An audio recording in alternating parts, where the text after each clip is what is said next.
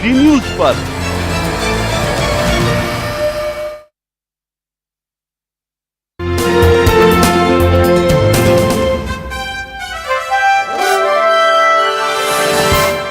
नमस्कार, स्वागत है आप सभी का डीडी न्यूज पर।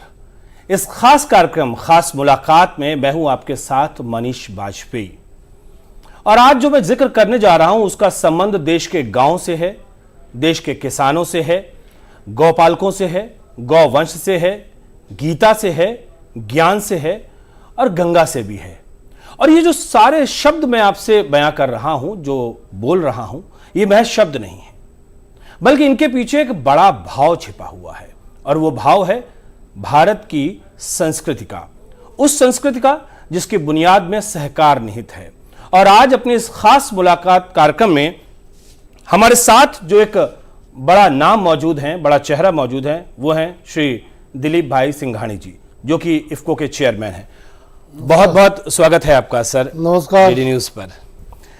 और वो इसलिए भी क्योंकि दिलीप भाई सिंघानी की जब बात करते हैं तो हम ये जानने की जरूर कोशिश करेंगे कि पिछले 9 सालों में, खासतौर से जब से प्रधानमंत्री श्री नरेंद्र मोदी ने पूरा का पूरा कार्यभार संभाला है, और उसके बाद में सहकार के क्षेत्र में किस तरीके से उल्लेखनीय प्रगति हुई है, देश के गांव कैसे बदले हैं, देश के किसानों की जीवन दशा कैसे बदली है, इन सब के बारे में हम आज जिक्र करेंगे, जो कुछ पिछले 9 साल में हमें परिवर्तन दिखा।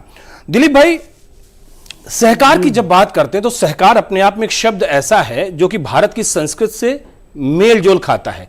सहकार में समरसता भी है, सहकार में समभाव भी है, सहकार में संस्कार भी है, और हमारे देश की संस्कृति है कि सब साथ मिलकर काम करें।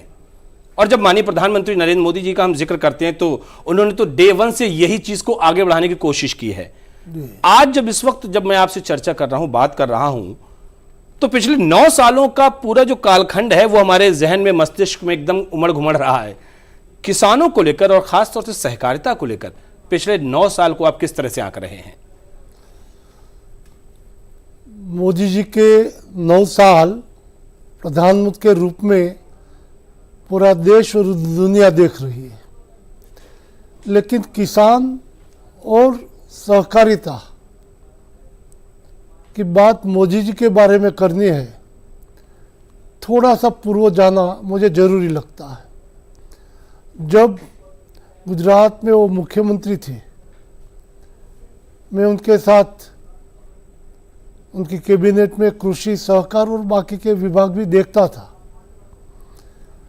उनकी मंशा, उनका व्यू, उनका दृष्टिकोण किसानों के प्रति जो था, मैं बताऊं कि गुजरात में जब मैंने मोदी जी मुख्यमंत्री बने, गुजरात में एक ही कृषि यूनिवर्सिटी थी।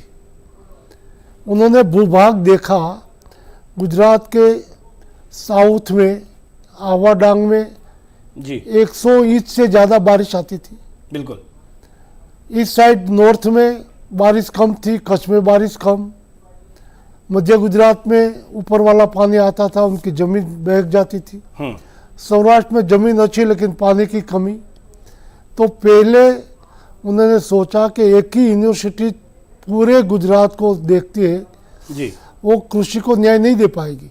उन्होंने 4 भाग में 4 कृषि यूनिवर्सिटी बनाई, और हर कृषि यूनिवर्सिटी को दक्षिण गुजरात को नवसारी का नेतृत्व दिया, यूनिवर्सिटी को नवसारी यूनिवर्सिटी, मध्य गुजरात को आनंद कृषि यूनिवर्सिटी दिया, सौराष्ट्र में जूनागढ़ कृषि यूनिवर्सिटी दिया, वैसे नॉर्थ में नई यूनिवर्सिटी बनाई। और इसी यूनिवर्सिटी से सभी को जो जमीन की स्थिति है, इनके मुताबिक उनके बीज, कृषि के संसाधन, उनके नए उत्पादन क्या जरूरत है, वो स्टडी के लिए, रिसर्च के लिए काम पे लगाया। और गुजरात की कृषि की जो स्थिति बदलाव आया, देश ने देखा कि गुजरात तो काफी तरक्की कर रहा है। बिल्कुल, ये चीज जो आप कह रहे हो, और ये उनके कृतित्व में, व्यक्तित्व में माननीय प्रधान जी की झलकता है, कह सकते हैं, क्योंकि लगातार जब उनके मुख्यमंत्री काल के जो अनुभव थे, वो उन्होंने राष्ट्रीय फलक पर कई सारी योजनाएं हैं, कई सारी योजनाएं कर सकते हैं जी। और कृषि बोले तो उनके साथ सहकार अपने आप आ जाता है। बिल्कुल सही कह रहे हैं आप। सरकार की कोई भी योजना हो, वो योजना सहकारिता के माध्यम से कृषि तक या खेत में हो या कृषिकार किसान हो उनके पास पहुंचती है और सहकारिता के माध्यम से उनका व्यू जैसे सबका साथ सबका विकास वो नारा सहकारिता के लिए हो वैसे हम अनुभूति करते हैं, क्योंकि सबको साथ में लेके सबका विकास करने की सोच जी जो सहकारिता का मध्य बिंदु है, सहकारिता जो ध्येय है, इनसे प्राप्त होता है। तो लेकिन यहां पर एक चीज हम जरूर जानना चाहेंगे, फ्रॉम द डे वन, जब से माननीय प्रधानमंत्री जी ने बतौर प्रधानमंत्री कार्यभार संभाला है इस देश का, तरीके से कह सकते हैं, कुछ खास योजनाएं आपके जहन में होंगी, और चूंकि आपका तो कोऑपरेटिव के साथ में जुड़ाव लगातार रहा है, कृषि के साथ में जुड़ाव लगातार रहा है और बहुत ही धरातल से जुड़े हुए व्यक्ति, आपने चेंज देखा, आपने परिवर्तन देखा है, ऐसी कौन कौन सी योजनाएं हैं जिन योजनाओं ने एक आम आदमी और खासतौर से गांव और किसानों के जीवन में बदलाव लाया है, ये जरूर हम आपसे जानना चाहेंगे। किसान का बेटा हूं तो आपने बताया वैसे बचपन से जी किसानी से पूरा परिवार जुड़ा है, हम खेत में काम किया है बचपन में। लेकिन मोदी जी ने प्रधानमंत्री बनने के बाद पहले ही कैबिनेट में किसान के हित के निर्णय की शुरुआत की। स्वामीनाथन कमेटी कब से बनी हुई थी, लेकिन वो कमेटी के पन्ने अगली सरकार ने कभी खोले नहीं थे और मोदी जी ने स्वामीनाथन कमेटी को लागू करने के लिए जो निर्णय किया, तो इस निर्णय में पहला किसानों को जो सपोर्ट प्राइस दिया जाता है, इस सपोर्ट प्राइस में किसानों को जो कॉस्ट ऑफ मैनेजमेंट से लेके खर्च आता है उन पर 50% ज़्यादा कॉस्ट देने के बाद सपोर्ट प्राइस होनी चाहिए, ये पहली बात थी। और मोदी जी ने घोषणा की, इतना नहीं, उनका इम्प्लीमेंटर उन्होंने शुरू कर दिया। आज पूरे देश में किसानों को जो उत्पादन है जी उनकी प्राइस 10 गुना मिल रही है। वो आज़ादी के अमृत काल में सिर्फ मोदी जी की सरकार ने ही किया है, पहले किसी ने सोचा भी नहीं, किया भी नहीं। कमेटी में जो सजेशन था स्वामीनाथन कमेटी में, उनको नज़रअंदाज किया और किसानों को बुरी हालत में रखने की जो मानसिकता थी जी पहली सरकार का, जी आज हम अनुभूति कर रहे हैं कि मोदी जी की सरकार ने किसानों को सुरक्षित, समृद्ध, सलामती कैसे दी है। जब मैं आपसे इस वक्त बात कर रहा हूं दिलीप भाई, तो हमारे पास में एक लंबी फहरिस्त है और हम देख रहे हैं, हमारे सामने ये कागज रखे हुए हैं और मैं देख रहा हूं बहुत सारी योजनाएं हैं, एक दो योजनाएं नहीं है। जनधन तो खैर शुरुआत में सभी के लिए थी, लेकिन उसके बाद में अगर हम देखें तो नेशनल एग्रीकल्चर मार्केट यानी कि ई-नेम, उसके बाद में फर्टिलाइजर के लिए direct benefit transfer, agriculture infrastructure की बात कर लें, प्रधानमंत्री फसल बीमा योजना, सॉयल हेल्थ कार्ड स्कीम, एक लंबी सीरीज है। मतलब हम अगर गिनाएंगे तो शायद वक्त कम पड़ जाएगा। इसमें इन चीजों मैंने देखा है कि उन्होंने मिट्टी से लेकर उसके किसान की जो मार्केट तक, मिट्टी से मार्केट तक की जो पूरी यात्रा है, उन्होंने अपनी योजनाओं के माध्यम से किसानों को ज्यादा से ज्यादा लाभ कैसे पहुंचे इस बारे में ध्यान दिया है। लेकिन सहकारिता की जो हम बात कर रहे हैं लगातार, सहकारिता के क्षेत्र को जोड़ते हुए सीधे सीधे डायरेक्ट किसान से, आपको क्या लगता है कि कहां कहां पर ऐसे कौन कौन से पड़ाव आप देख रहे हैं कि इन 9 सालों में जब ये योजना आई तो ये परिवर्तन हुआ, इस योजना के बाद में ये परिवर्तन हुआ, उसके बारे में जरा थोड़ा बताएं। समझो गुजरात में जब वो सीएम थे जी, तब मिट्टी का परीक्षण करने का पूरे गुजरात में मुख्यमंत्री के रूप में आपने तय किया और गुजरात के सभी किसानों की खेत की मिट्टी का परीक्षण किया और किसानों को सलाह दी कि मिट्टी में जो तत्व की कमी है, खाद उनके मुताबिक उपयोग करना चाहिए, इनके मुताबिक जो जमीन में जो क्रॉप अनुरूप है उनके बीज बोना चाहिए, पानी का उपयोग कैसे करना, किस टाइम पे करना, वो मार्गदर्शन के लिए पूरे देश में कृषि रथ लेके पूरे राज्य में घूमते रहे। गर्मी के दिनों में भी वो बैठते नहीं थे, हमें बैठने भी नहीं देते थे और घुमाते रहते थे, जी, खुद जी, घूमते थे। इनकी वजह से गुजरात की कृषि क्षेत्र मजबूत हुई। वही स्थिति आया आके पूरे देश की किसानों की जमीन का परीक्षण करने का फैसला जो किया। यदि किसान सही दिशा में उनका उपयोग करे तो पता चले कि हमारी जमीन में क्या कमी है। आज तक कभी किसी ने सोचा नहीं कि जिस तरह से इंसान की, आदमी की जो जांच होती है तो इसके शरीर में क्या क्या कमियां हैं, उनको क्या क्या तत्व लेना चाहिए, इसी तरह जमीन में भी है।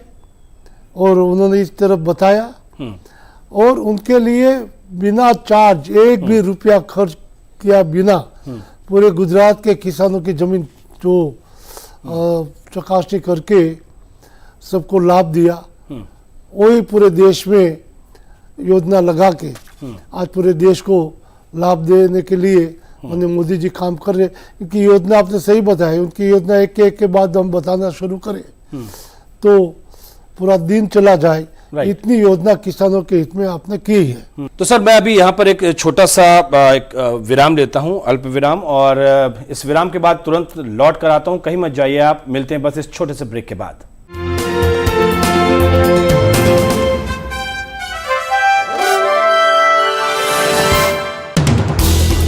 हर दिन हर पल बनती खबरें, बदलती दुनिया, हम लेकर आते हैं आपके लिए बड़ी खबरें, संपूर्ण कवरेज, ताकि आप रहें खबरों के बीच हमारे साथ। मिड डे प्राइम हिंदी सोमवार से शुक्रवार दोपहर 1 बजे सिर्फ डीडी न्यूज पर।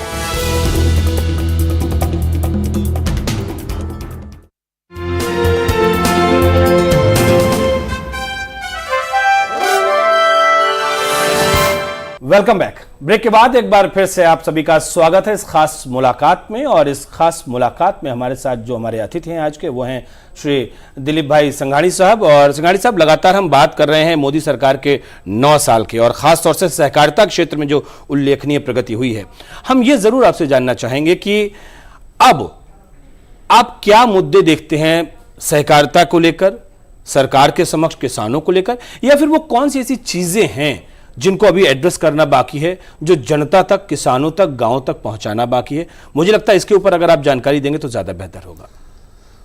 खास करके सरकार की योजनाएं जी इस बजट में जो आई है, इस योजना का पूरा उपयोग किसान तक हो, उनके माध्यम से वैल्यू एडेड करके इंटरनेशनल लेवल पे पहुंचाने के लिए जो सरकार ने व्यवस्था की है, 3 नई सोसाइटी बना के, इनमें बीज के लिए जो अच्छे बीज मिले, इंटरनेशनल हम अपना एग्रीकल्चर प्रोडक्ट बाहर हम बेच सके और किसानों को ज़्यादा आय, ये सभी योजनाओं के माध्यम से किसानों को पता लगे। इनके लिए प्रशिक्षण की जरूरत है और प्रशिक्षण के लिए भी काम हो रहा है। और primary society, PACS, multi state cooperative, large multi state cooperative, इन सभी को जो मर्यादित क्षेत्र में काम कर रहे थे,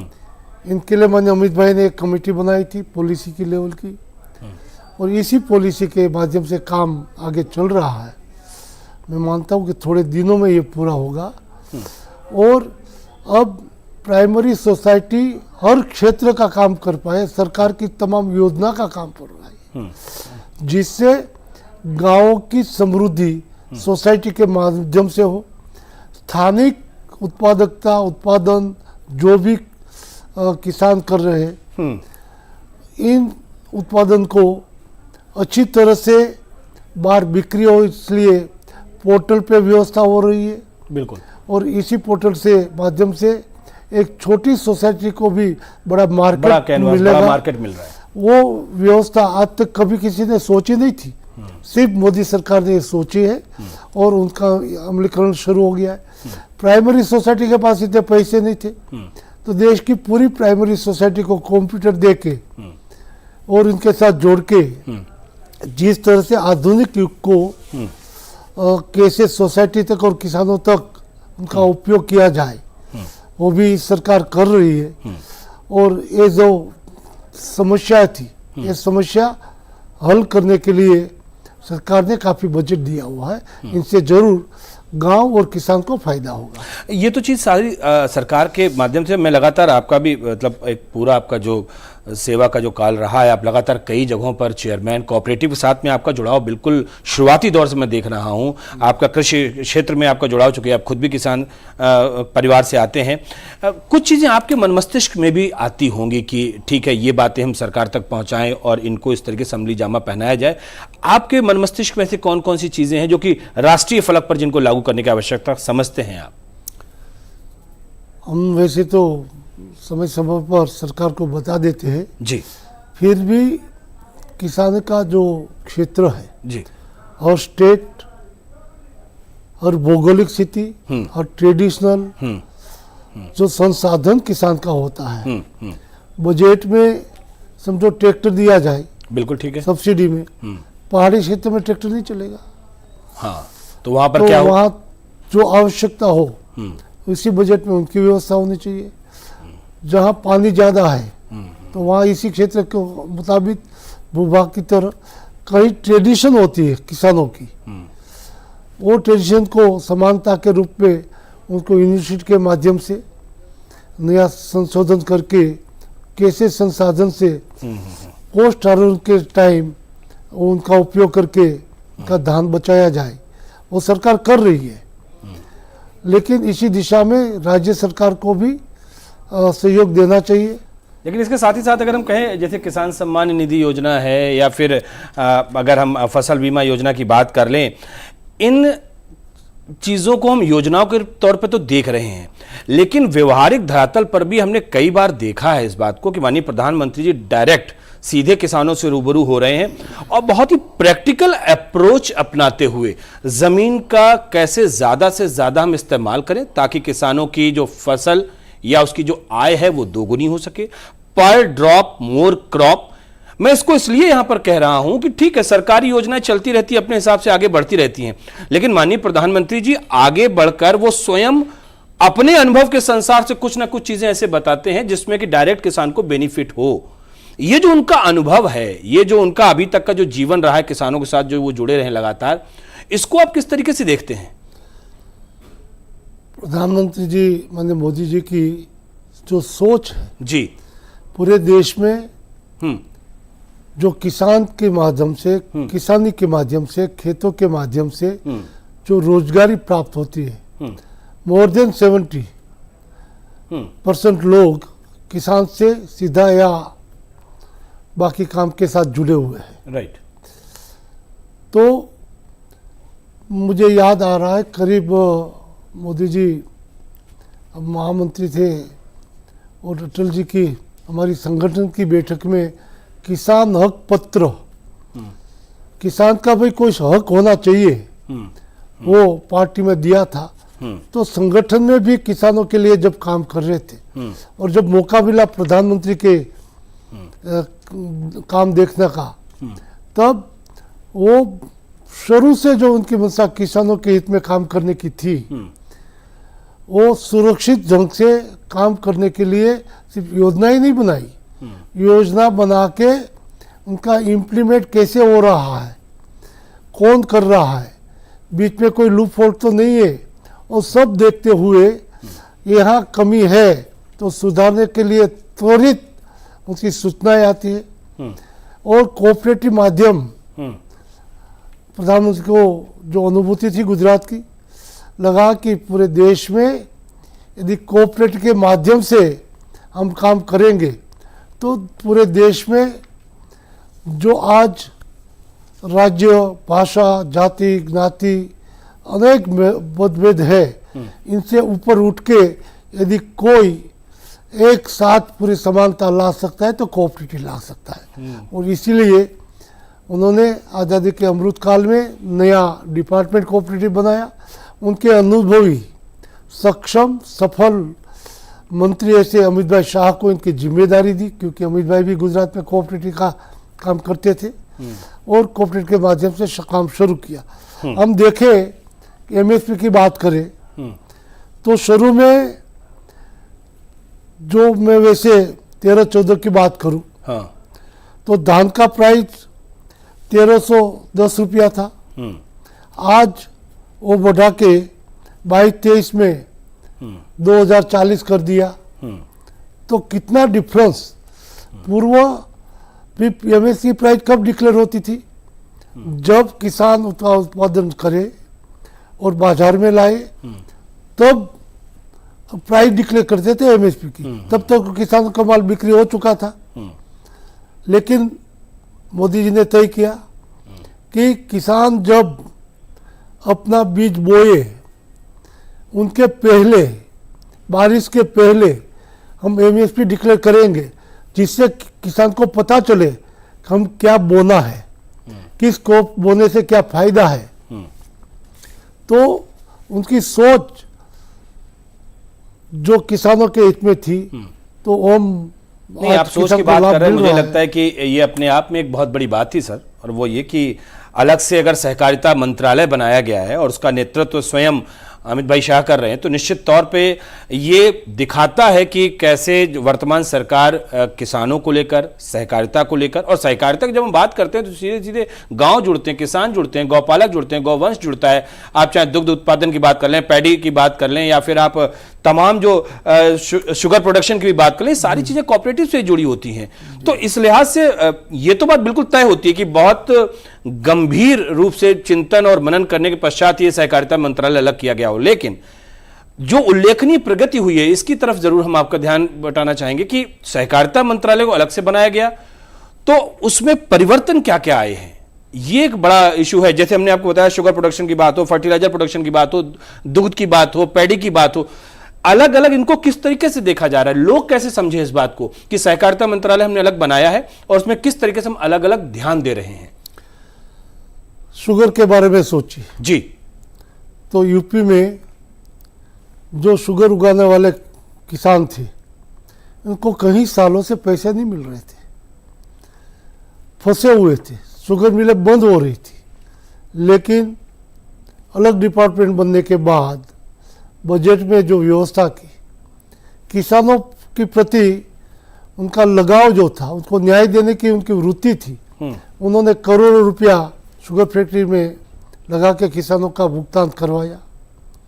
मिल के क्षेत्र में काफ़ी नया डेवलपमेंट हुआ अलग अलग वेराइटी से। और किसानों के हित में फर्टिलाइज़र की बात करें तो सिर्फ फर्टिलाइज़र की चिंता नहीं की। जब प्रधानमंत्री ने चिंता की कि यूरिया के उपयोग से खेत की ज़मीन खराब होती है, वायु में जब ये जाता है तो वायु प्रदूषित करता है, और जिस क्रॉप पे उनका उपयोग करेंगे उनसे इंसान की हेल्थ खराब होती है, बिल्कुल तो उनका उपयोग कम करें। एक माहौल जो बनाया, इनके माध्यम से पूरे देश में यूरिया का यूज मत करना चाहिए। लेकिन इसी टाइम इफ्को ने नैनो यूरिया का संशोधन किया और सरकार ने जो प्रोत्साहन दिया, सरकार ने जो मदद की, तो आज पहले 50 केजी की बैग थी, बाद में 45 केजी की हुई, अब 500 ml की बोतल नैनो की, हाँ, उसमें बहुत बैग से भी ज़्यादा काम देती है। हो गया जी। और सरकार को काफ़ी आर्थिक मदद भी होती है। देश की जनता को जो बजट में पैसा आता है, उनका बचाव इन नैनो यूरिया से हुआ। तो मोदी जी के नेतृत्व में दुनिया में पहला संशोधन भारत में हुआ और दुनिया में इसकी मांग है, वो मोदी जी की सफलता है। मैं आपसे इस बारे में मुखातिब होना चाहूंगा और लगातार ही बात कर रहा हूं। आपका तो बहुत करीबी संबंध रहा है, आप करीबी संपर्क में रहे हैं जब वो संगठन में थे माननीय मोदी जी। मुझे ये जरूर जानना है कि ये कैसे उनके मन मस्तिष्क में ये सारी चीजें आती हैं। आप नैनो यूरिया की बात कर लो, पर ड्रॉप मोर क्रॉप की बात कर लो, आपको मेड़ों पे आप जो है ऐसे ऐसे पौधे लगाएं, ऐसे ऐसे वृक्ष लगाएं जो कि आपकी आय में भी वृद्धि करें। बहुत सारे आइडियाज हैं, न जाने कितने सारे आइडियाज हैं जो डायरेक्ट वो लोगों को बताते हैं कि भाई आप ऐसा करो। ये सब चीजें चूंकि आप उनके बहुत निकट रहे हैं, सहयोगी रहे हैं, इसलिए मैं जानना चाहता हूं ये चिंतन और मनन की प्रक्रिया से कहां से ये सब ये आइडियाज आ जाते हैं। उनका जो विजन है जी, कोई ईश्वर की कृपा ही समझो। वो जो पढ़ते थे बुक हम भी पढ़ते हैं कभी कभी, लेकिन इस पढ़ने से उनका व्यू और सामान्य जनता का व्यू काफी डिफरेंट अंतर होता है। क्योंकि मैंने एग्रीकल्चर मंत्री के रूप में उनके साथ जब काम किया जी, तो हम एक योजना बना के जाते थे। मैं तो किसान का बेटा हूँ, किसानी की है, फिर भी जब वो चर्चा करते थे बोलते इनमें ऐसा किया जाए तो क्या है, तो मैं भी चमक जाता था।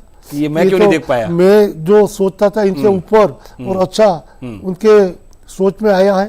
तो मैं मानता कि कुदरत का उनका दृष्टिकोण और उनका दिमाग जो है, तो इसी वजह से उनका जो लगाव है कि देश के लिए एग्रीकल्चर के माध्यम से किसानों को मजबूत करने के लिए वही सोच, वही उनका कर्तव्य देश को आज लाभान्वित कर रहा है।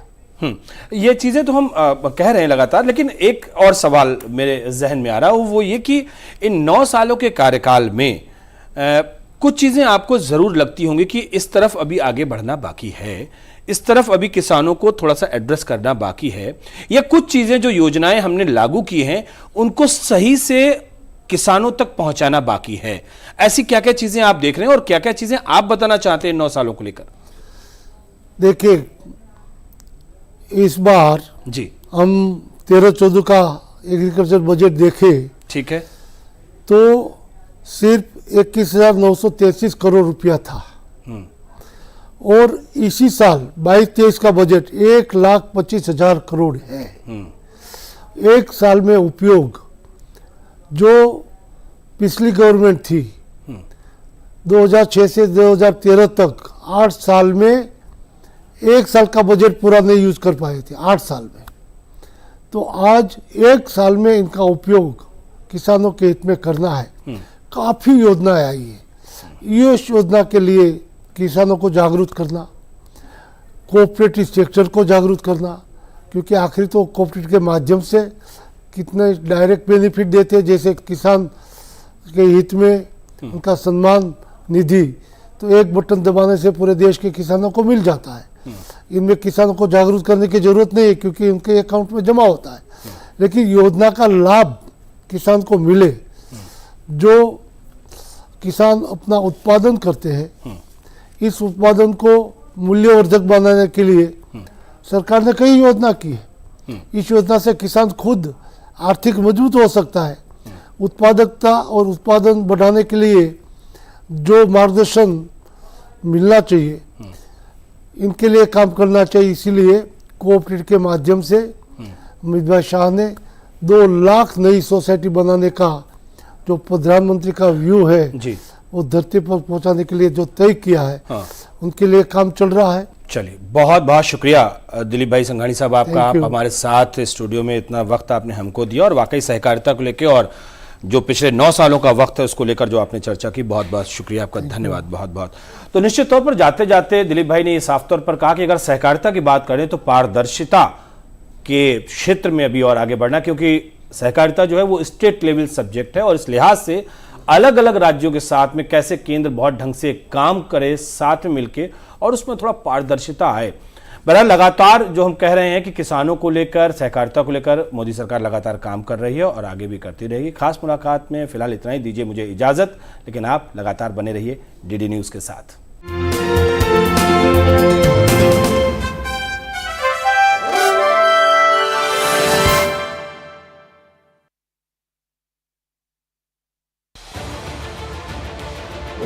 उत्तर से दक्षिण तक, पूर्व से पश्चिम तक, देश हो या दुनिया की खबर है